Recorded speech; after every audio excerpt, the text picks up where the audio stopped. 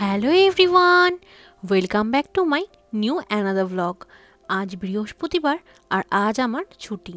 আগের সপ্তাহে শুক্রবার দিনকে এই এক আটি মতন পাট শাক কিনে এনেছিলাম, সেটাকেই আর খাওয়া হয়নি।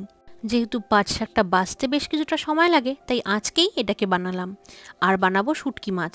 শুটকি মাছগুলোকে এভাবে কেটে পরিষ্কার করে আমি কিন্তু কৌটোয় রেখে দিই। প্রথমেই উষ্ণ গরম জলে এটাকে ভিজিয়ে রাখলাম। ওই 2:30 মতন বাজে জানলাটা খুলেছি, দেখি স্কুল থেকে বাচ্চাগুলো সব বাড়িতে ফিরছে হই হুল্লোড় করতে করতে। চলুন এবার তাহলে রান্নার প্রিপারেশন শুরু করি। প্রথমে পেঁয়াজটাকে কেটে নেব, বেশ অনেকটা পরিমাণে পেঁয়াজই লাগবে, কারণ পাট শাকেও কিছুটা পেঁয়াজ দেবো আর শুটকি মাছেও পেঁয়াজ লাগবে। প্রথমে পাট শাকটাই রান্না করব, তাই অল্প করে পেঁয়াজ ভাজা ভাজা করে নিচ্ছি। ডালটাকে আধগেই সেদ্ধ করে রেখেছি, পেঁয়াজ ভাজা ভাজা করে ওর মধ্যে দিয়ে দেবো আগে থেকে জল ঝরিয়ে রাখা পাট শাকটাকে। আর পাট শাকটা দিয়ে বেশ কিছুক্ষণ কিন্তু ভাজতে হবে, কারণ পাট শাকটা একদমই কচি। বেশিক্ষণ না ভাজলে পাট শাকটা কিন্তু জল জল হয়ে যাবে, খেতে ভালো লাগবে না। আপনারা হয়তো মনে করেন এই মেয়েটা প্রতিদিন শাক পাতার ভিডিও কেন দেয়।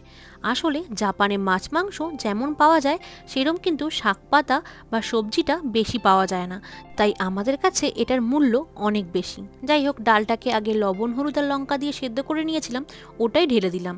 এরপর শুকনো শুকনো করে নামিয়ে নিলাম, ব্যাস। আর জানেন তো, মা বেশ বড়ি দিয়ে এটা রান্না করতো এই গরমের সময়, খেতে যে কী ভালো লাগতো। আমার কাছে বড়ি নেই, তাই শুধুই করলাম। এরপর শুটকি মাছ রান্না করব। বেশ অনেকটা তেল দিয়ে এই ডুমো ডুমো করে কেটে রাখা আলুগুলোকে প্রথমে ভেজে নিলাম। তারপর ওই যে মাছগুলোকে ভিজিয়ে রেখেছিলাম, ওগুলোকে বেশ ডোলে ডোলে ভালো করে পরিষ্কার করে নিলাম। 3-4 বার করে জল পাল্টে ধুয়েও নিলাম। এরপর আলুর সাথে কিছু বেগুন দিয়ে সেটাকেও ভেজে নিয়েছিলাম।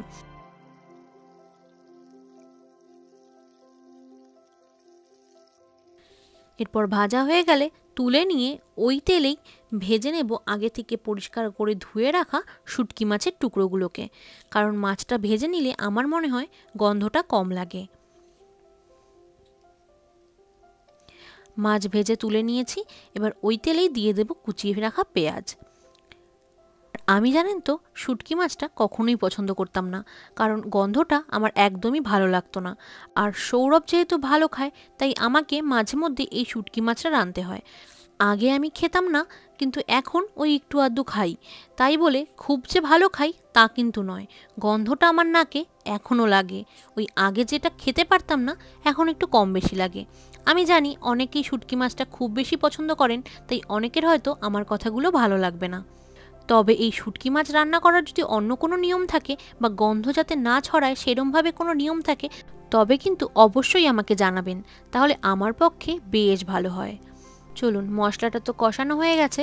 এরপরে আলুগুলো যে ভেজে রেখেছিলাম ওগুলোকে দিয়ে ভালো করে আবারও কষিয়ে নেব। আসলে শুটকি মাছটা এরমভাবে রান্না করার থেকে আমার কিন্তু ওই বাটাটাই বেশি ভালো লাগে, তাই আমি কিন্তু বাটাটাই করি মাঝে মধ্যে। আর লোটে শুটকির থেকেও আমার কাছে এই জাপানিজ চিংড়ি শুটকিটা বেশি পছন্দের, কারণ ওটাকে ভর্তা করলে বেশ ভালো লাগে খেতে। এক থালা ভাত ওটা দিয়েই খাওয়া হয়ে যায়। যাই হোক, ভেজে রাখা মাছগুলো দিয়ে আবারও আমি ভালো করে কষিয়ে নিলাম। তারপর এর মধ্যে দিয়ে দেব অল্প পরিমাণে কিছুটা জল, কারণ এর মধ্যে যদি বেশি পরিমাণে জল দিই তাহলে কিন্তু খেতে ভালো লাগে না।